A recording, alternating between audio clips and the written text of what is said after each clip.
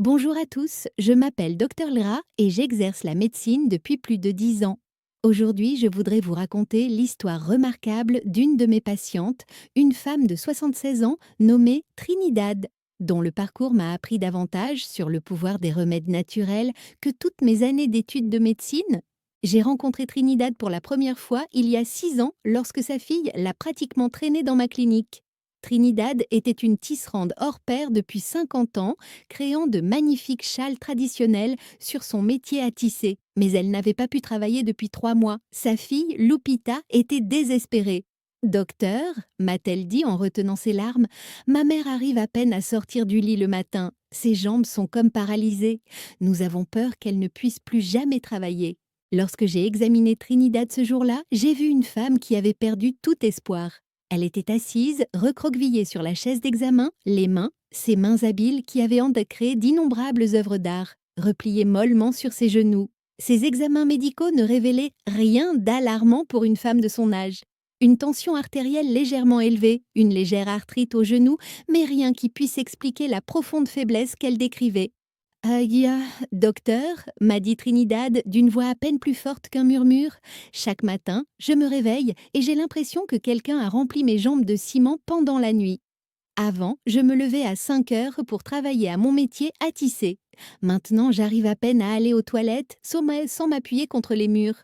En tant que médecin, j'avais déjà vu cela auparavant. La façon dont l'âge peut soudainement rattraper quelqu'un, comment une personne peut passer d'une vie active à une vie pratiquement alitée en l'espace de quelques semaines.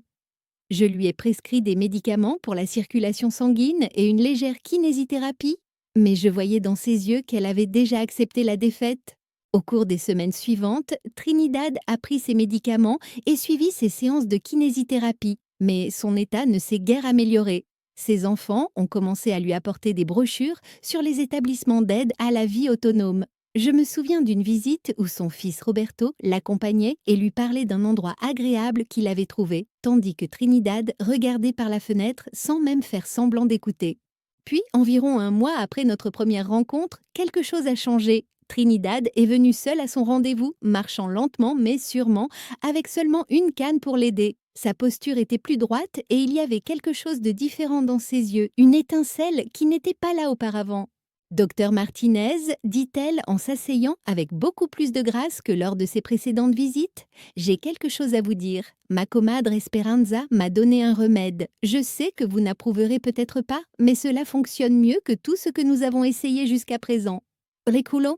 En tant que médecin formé à la médecine moderne, j'avoue que ma première réaction a été le scepticisme. J'avais vu trop de patients abandonner des traitements éprouvés au profit de remèdes miracles qui s'avéraient être, au mieux, des placebos coûteux, au pire, dangereux. Mais j'avais également appris au fil des ans que les remèdes traditionnels recèlent de parfois une véritable sagesse et, plus important encore, je pouvais constater de mes propres yeux que l'état de Trinidad s'améliorait. Parlez-moi de ce remède, lui ai-je dit en rapprochant ma chaise. Que prenez-vous exactement?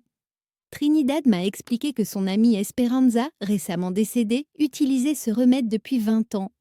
Il se composait de 4 ingrédients simples, du miel brut, du jus de citron frais, de la racine de curcuma râpée et du gingembre frais. Elle prenait une cuillère à café de ce mélange chaque matin à jeun, préparé d'une manière très spécifique. Alors qu'elle me décrivait la méthode de préparation, réchauffer légèrement le miel, ajouter le jus de citron goutte à goutte, incorporer le curcuma et le gingembre fraîchement râpé, remuer le tout dans un seul sens, je me suis surprise à prendre des notes. Non pas parce que je croyais aux aspects au rituel, mais parce que j'étais intriguée par les ingrédients eux-mêmes. En effet, chaque composant mentionné par Trinidad avait des bienfaits avérés pour la santé. Le miel brut contient des enzymes et des sucres naturels qui fournissent une énergie durable. Le jus de citron est riche en vitamine C et peut aider à améliorer la circulation sanguine. Le curcuma contient de la curcumine, un puissant composé anti-inflammatoire que j'avais vu prescrire sous forme de complément alimentaire. Et le gingembre a des propriétés thermogéniques qui peuvent améliorer la circulation sanguine et réduire l'inflammation. Depuis combien de temps prenez-vous ce remède? Lui ai-je demandé. 3 semaines maintenant, docteur. Et chaque jour, je me sens un peu plus forte. Hier, je suis restée debout devant mon métier à tisser pendant 1 heure. Je ne pouvais pas encore travailler, mais le simple fait de rester debout sans que mes jambes tremblent, c'était comme un miracle. J'ai examiné Trinidad de près ce jour-là, sa circulation s'était effectivement améliorée. Sa tension artérielle était plus basse qu'elle ne l'avait été depuis des mois. Plus remarquable encore, son amplitude de mouvement et sa force avaient très considérablement augmenté. Même si je ne pouvais pas attribuer tout cela à son remède, elle continuait à prendre ses médicaments prescrits et à faire ses exercices. Je ne pouvais nier que son amélioration s'était considérablement accélérée depuis qu'elle avait commencé à le prendre. Trinidad, lui dis-je en choisissant mes mots avec soin, je veux que vous continuiez à prendre vos médicaments et à suivre votre thérapie. Mais je ne vois aucun inconvénient à ce que vous continuiez également à prendre ce remède. En fait, j'aimerais que vous teniez un journal quotidien dans lequel vous noterez comment vous vous sentez, ce que vous êtes capable de faire et tous les changements que vous remarquez. Pourriez-vous faire cela pour moi? Son visage s'illumina d'un sourire que je n'avais jamais vu auparavant. Bien sûr, docteur, et peut-être que cela pourrait aider d'autres patients aussi. Au cours des mois suivants, j'ai observé la transformation de Trinidad avec un étonnement croissant. Chaque visite apportait de nouvelles améliorations. Après 6 semaines de traitement, elle travaillait à son métier à tisser pendant 3 heures chaque matin. Au bout de 2 mois, elle avait terminé son premier châle depuis qu'elle était tombée malade, une magnifique pièce aux motifs complexes qui exigeait des mains sûres et une concentration intense. Mais ce ne sont pas seulement les améliorations physiques qui m'ont frappée. Tout le comportement de Trinidad avait changé. La femme abattue qui était entrée dans mon bureau était disparue, remplacée par quelqu'un qui parlait avec enthousiasme de son travail, de ses petits-enfants, de ses projets d'avenir. Elle m'a apporté des photos des châles qu'elle créait, chacun plus complexe que le précédent. 3 mois après avoir commencé le traitement, Trinidad est venue à son rendez-vous accompagnée de sa voisine, Carmen, une femme de 80 ans qui souffrait des mêmes faiblesses matinales. Docteur, m'a dit Trinidad, j'ai parlé à Carmen de mon traitement. Elle veut l'essayer, mais je lui ai dit qu'elle devait d'abord vous en parler. Cela m'a mis dans une position intéressante. En tant que médecin, je ne pouvais pas officiellement prescrire un remède maison, mais j'avais constaté ses effets, fait des recherches sur ses ingrédients et conclu qu'il ne présentait aucun danger lorsqu'il était utilisé en complément d'un traitement conventionnel. J'ai donné à Carmen le même conseil qu'à Trinidad, poursuivre les traitements prescrits, mais utiliser le remède en complément. L'amélioration de Carmen a été similaire à celle de Trinidad. En quelques semaines, elle a pu reprendre sa routine matinale consistant à s'occuper de son petit jardin. Elle m'a dit que le remède lui avait rendu ses matinées, le moment de la journée qu'elle avait toujours le plus apprécié. Comme souvent, la nouvelle s'est répandue dans la communauté. Très vite, j'ai vu de plus en plus de patients âgés me demander des informations sur le remède de Trinidad. J'ai mis au point un protocole. D'abord un examen médical complet pour traiter toute affection sous-jacente grave, puis une discussion sur le remède comme approche complémentaire pour les candidats appropriés. Les résultats ont été remarquablement cohérents. Les patients ont rapporté une amélioration de leur énergie matinale, une réduction de la lourdeur dans les jambes et une meilleure circulation sanguine.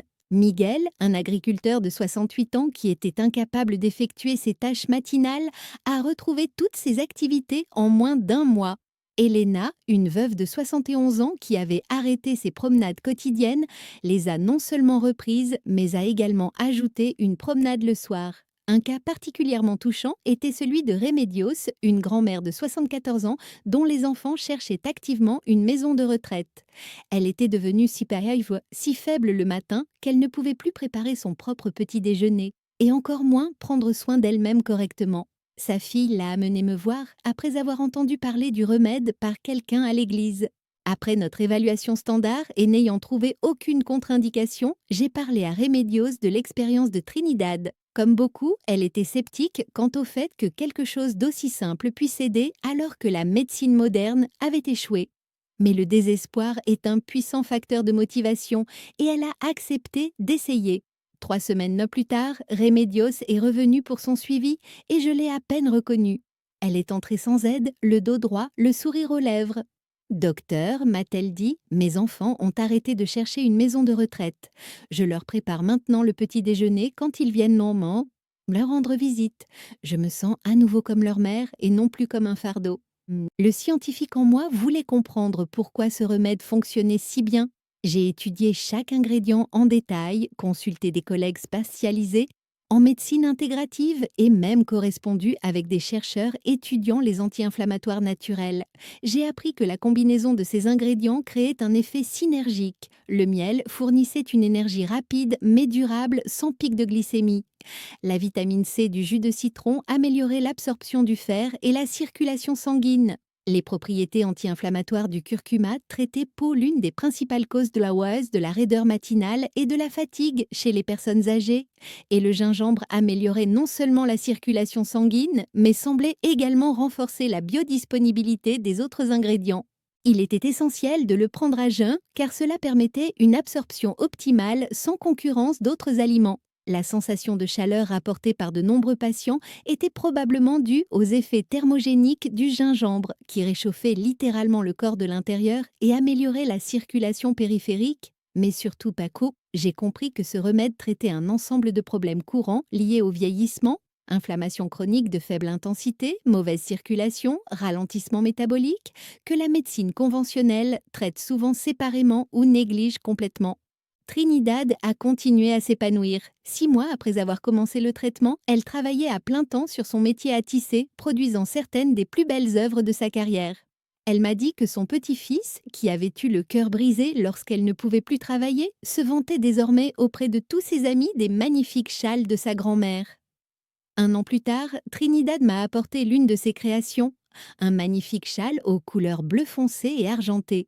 C'est pour vous, docteur, m'a-t-elle dit, pour avoir cru en moi, pour ne pas avoir rejeté le remède comme une superstition ridicule. Je garde toujours ce châle dans mon bureau. Il me rappelle chaque jour l'importance de garder l'esprit ouvert, d'écouter nos patients, de respecter la sagesse traditionnelle tout en appliquant les connaissances médicales modernes.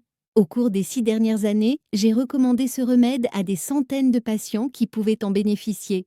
J'insiste toujours sur le fait qu'il ne remplace pas les soins médicaux, mais qu'il les complète. Les patients doivent être évalués pour détecter d'éventuelles pathologies sous-jacentes. Ceux qui prennent des anticoagulants doivent être prudents avec le gingembre et le curcuma. Les diabétiques doivent surveiller leur glycémie lorsqu'ils ajoutent du miel à leur alimentation quotidienne. Mais pour ceux qui sont de bons candidats, les résultats continuent de m'étonner. J'ai vu des personnes retrouver non seulement leur vitalité physique, mais aussi leur raison d'être et leur identité.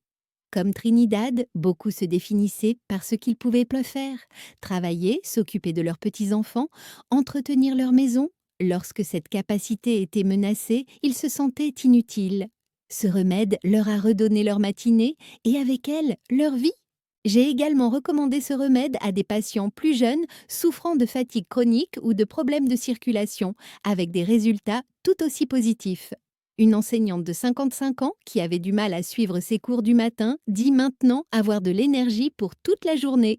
Un ouvrier du bâtiment de 60 ans qui envisageait une retraite anticipée en raison de raideur matinale a repris son travail à temps plein. La méthode de préparation que Trinidad m'a enseignée, réchauffer le miel, ajouter les ingrédients dans l'ordre, remuer dans un seul sens, peut sembler rituel, mais j'ai constaté que les patients qui la suivent à la lettre obtiennent de meilleurs résultats. Peut-être que la préparation minutieuse garantit un meilleur mélange des ingrédients, ou peut-être que le rituel lui-même a un effet psychologique bénéfique. En médecine, nous apprenons que le lien entre le corps et l'esprit est plus puissant que nous le pensions autrefois. Je conserve désormais les ingrédients dans mon cabinet et je montre la préparation aux patients intéressés. Je leur montre comment reconnaître le curcuma et le gingembre frais au marché, comment les râper correctement, comment juger de la qualité du miel brut. Beaucoup me disent que le rituel matinal de préparation est devenu une pratique méditative, une façon de commencer la journée avec intention et en prenant soin de soi. Trinidad a aujourd'hui 82 ans. Elle prend toujours sa cuillère à café chaque matin, travaille toujours à son métier à tisser, mais peut-être moins longtemps qu'avant. Elle a enseigné ce remède à des dizaines de personnes dans sa communauté et est fière du rôle qu'elle a joué dans l'amélioration de leur vie. Docteur, m'a-t-elle dit lors de son dernier contrôle, Esperanza a gardé ce secret pendant 20 ans, ne le partageant qu'avec sa famille. Mais elle m'est apparue en rêve et m'a dit que les connaissances qui peuvent aider les gens ne doivent jamais être gardées pour soi. Toutes les personnes que j'ai aidées honorent sa mémoire. Cette expérience a profondément influencé ma pratique. Bien que je continue à prescrire des médicaments et à recommander des traitements conventionnels, je suis beaucoup plus ouvert aux approches intégratives. J'ai appris que la guérison vient souvent de sources inattendues, que la sagesse des patients doit être respectée et que parfois les remèdes les plus simples sont les plus efficaces. Ce remède n'est pas un traitement miracle, il ne fonctionne pas pour tout le monde et ne peut pas guérir des maladies plus graves.